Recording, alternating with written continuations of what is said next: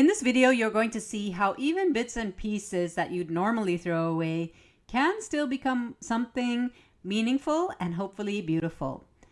Welcome back to Paper Cup Prayers. My name is Aiko, and here on this channel, I share my love for art and the Bible as a creative Christian, looking for ways to express my faith and meditate on scripture and combining it with art. There was a canvas which I painted over. I've been actually memorizing the book of Philippians in recent times, and there is one phrase that came to me which I thought was appropriate for this gift. I'm making it for a loved one, and it says, "I have you in my heart." It's just a part of a verse, and in the context, it's talking about how Paul the Apostle is talking to the people in the city of Philippi who gathered together in the name of Jesus. These are all people whose lives were transformed and changed by the gospel of Jesus. And these are people that Paul is ministering to. He's writing to them. He's thinking about them.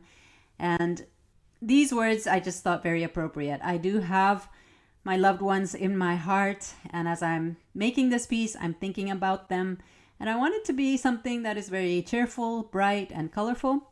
So I started with bright backgrounds, and these are flowers that were left over from another project. And as I said, these are all scraps. Everything on this canvas is using scraps and things that I already had, leftover bits and pieces from projects. The butterfly here was a paper cut, which I'm just adding. And so often I think that life is like this. There are so many things, bits and pieces, scraps, things that are sometimes don't make sense that happen in our lives. And sometimes we have things that we wish were not part of our lives. Like when we make art projects and there's so many bits and pieces that we add to them. If you're into mixed media like me, I have lots of bits and pieces, paper scraps, and all kinds of things that I use in collages. And sometimes I just keep everything instead of throwing them away. And sometimes I think, why don't I just get rid of all this? This all looks like junk. But then I always think I can make it useful. I can use it for something. And I feel like that's the way God is as well. In this channel, I love to talk about spiritual insights and the things that God is teaching me. And that's always what I'm doing when I'm making art. I'm always thinking about how to incorporate my faith, how to express my faith, and how to express scriptures in the things that I make. And in this project, as I said, I'm thinking about the book of Philippians. There are particular people who are precious to the Apostle Paul. I just found some darker bits of paper, and on the backs of these are painted papers. I do like painting papers for my collages.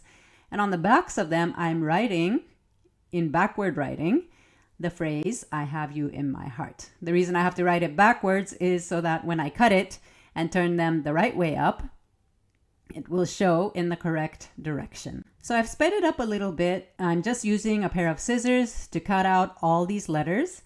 And as you can see, I'm not worried about the holes of the letters. That's one of the harder parts of paper cutting with scissors, that if there are holes in the letters, it's hard to cut them out, but I'm just going to cover it up in my collage, as you are going to see.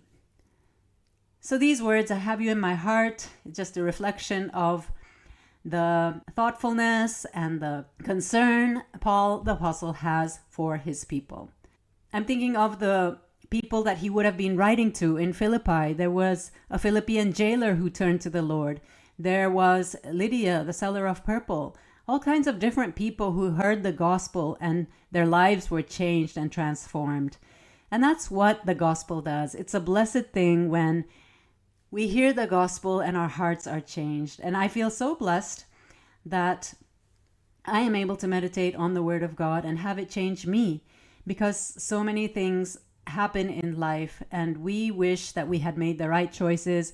We wish we had come a different path. But when we think about the Lord, when we read the gospel and the comforting words of Jesus, who said he never leaves us or forsakes us, he is always teaching us. He's always guiding and instructing us. And so I find comfort in that God has never left me. He was always with me, even in the dark times, even in confusions. He was with me. And sometimes I didn't see clearly, but God was always watching over me. This parakeet I am putting here was also another little piece I made. A few weeks ago, there were some parakeets living outside the window in a tree outside the dining room. And we used to watch the parakeets every day and take pictures. And there's so many And it was just very entertaining to see these beautiful birds doing different things throughout the day. And so from my camera roll, I was sketching the parakeets, and I had some green paper which I painted. So I just decided to cut them out. So I had a whole bunch of parakeets actually, which I cut out, and I never used them in anything. And so I decided to use it for this project today. So I'm just putting the parakeet in a position on something like a branch, and the rest of the green paper I've cut up to make leaves for the edges of this canvas. I wanted to go for a very bright color palette, and I started with reds and oranges, but I decided that it does need a little contrasting color. So after I put the purple words, I thought it needed something green, and that's why I reached for my green paper, and I found this parakeet among them. I will have to draw some branches and make it look like it is sitting in a branch or a tree of some kind. This month, I will have been on YouTube for 3 years. I've been sharing my art online for about 10 years now. I started an Instagram account, which I made in 2016. And actually, I was too scared to post anything. So I didn't post anything until 2017. So by the time I started sharing my art, I had a lot of things that I was working on. In 2016, I worked on a 100-day project. So I had 100 pieces, and then the next year I decided to do one piece every week, a paper cut piece every week. So 2016 and 2017, I just set myself some challenges to create a body of work. And so I have a lot of pieces of work. I wanted to challenge myself constantly so I can grow in my practice. I had turned 40 in 2015. And now I am 50. But when I turned 40, I felt like the wilderness years were behind me. I was entering the promised land because the number 40 is very significant in the Bible. And in my mind, I was just feeling like some significant years were ahead of me. And I felt like God had given me this gift of art, so I wanted to work on it. I usually work early in the morning. I wake up around 4 a.m. I work a little bit before the family wakes up, and then for the rest of the day, my priority is my family, my children, my husband, whatever needs to get done around the house and in the work. That's my priority during the day. But in the mornings, early mornings, I work on art, I meditate on the scriptures, and that's the time the thoughts come to me. That's the time when ideas come, which I share with you here. I felt like God has called me to be an artist to glorify his name. And when my children were younger, I gave my full attention to them. I know that was the most important thing. And I have 5 children. One by one, they grew up and left the house. I now have 1 child with me homeschooling at home. And it's been a blessing just to make art and to share it with all of you.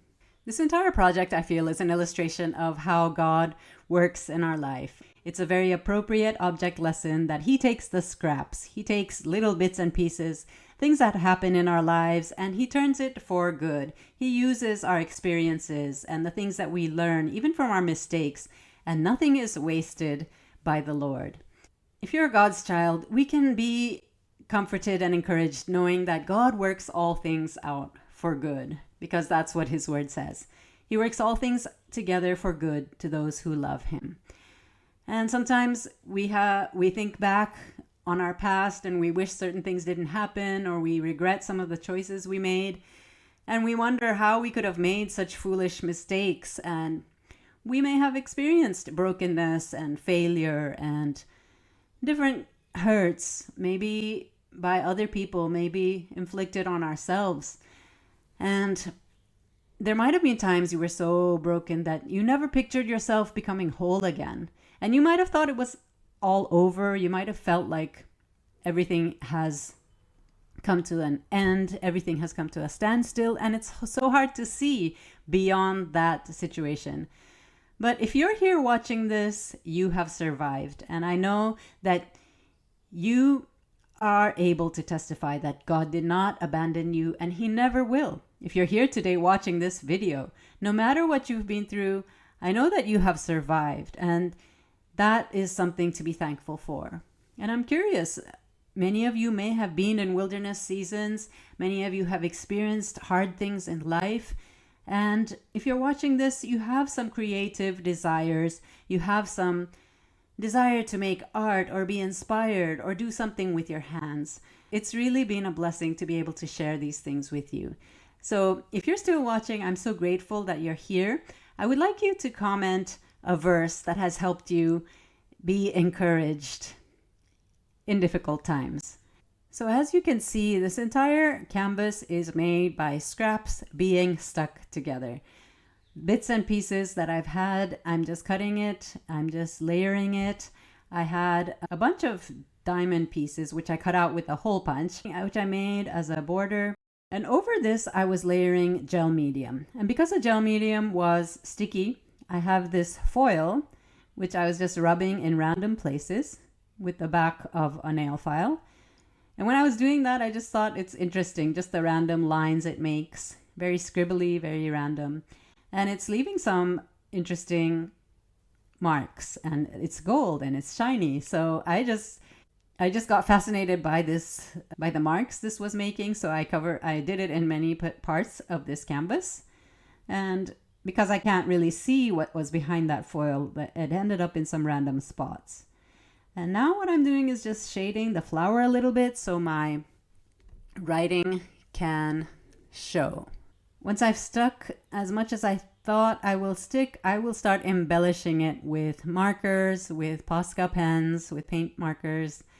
And little by little, it starts to come together.